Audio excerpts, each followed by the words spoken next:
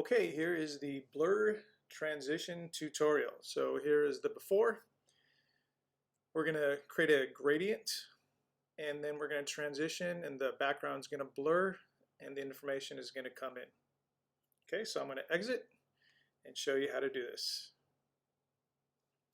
So the first thing we need to do is basically create a gradient, and how to do that is you create a shape,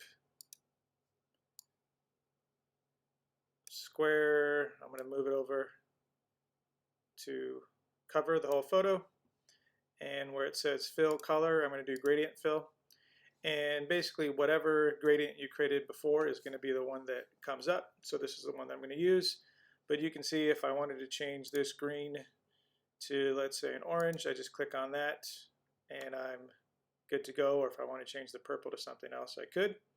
So pretty simple. So I'm going to undo that, and then I'm going to lower the opacity a little bit so you can see the photo behind it. I'm going to keep it around 70% or so.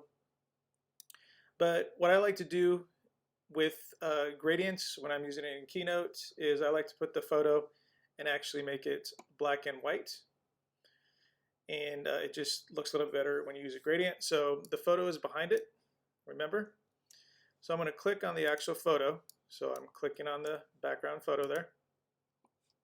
And I'm going to go to Style, Image, and I'm going to bring the exposure down to the left and saturation on the left. And now you can see the photo's black and white, and the gradient pops a little bit more that way.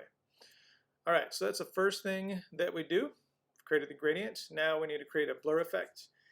Typically, I use gradients. I'll use Photoshop, and blurs effects. I use Photoshop as well, but I want to try to find something free for you to use. So the first thing we're going to do to create the blur is we actually have to download this picture or save it. So I'm going to go to File, Export to Images, and this slide is number 4. So I'm going to go from, type in 4, hit the tab key, 4, JPEG is fine, click Next. I'm going to title it Blur, and it's going to go on my desktop. I click Export. All right. Then I opened up here, there's a site called befunky.com, and I'm going to click Get Started. And I'm going to basically upload the photo that I put on my desktop. So I'm going to choose Open, Computer, Desktop, Blur, and find the blur photo and click Choose. And any photo that you had before, I don't care about saving it. I'm just going to click Save there. And then on the left-hand side are all these kind of tools you can use. If you see this star, the circle around it, those are for a paid version. But for the free version, you can choose Blur, and you can see it automatically blurs a photo. You can adjust it and have a little bit more if you want. I'm going to keep it in that like 30% range. And once I'm good to go, I can click this Apply button. And then all I got to do is save it to my computer. Blur, I'm just going to keep it as Blur 001. I want it to be a JPEG. I click Save, and I'm good to go. So now I'm going to come back to Keynote and click on the slide below. And as you can see on my desktop, I have this Blur 001.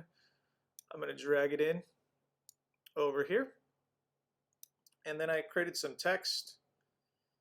So I'm going to bring the text at the very top here. I'm going to bring it down, but you can't see it because it's actually behind. So I'm going to click on the blur photo and then right click and send it back. And then now I can manipulate my text wherever I want it. And that's basically it. And then all I did was I came to the first slide and created a transition. So animates, I choose dissolve. It's at 150. I can go to 2 seconds. And I'll come to full play mode. And you can see the effect taking place. So a pretty simple transition. I think it has a lot of power because it then focuses the audience on your information, but they can still kind of see the picture in the background. So a nice little technique.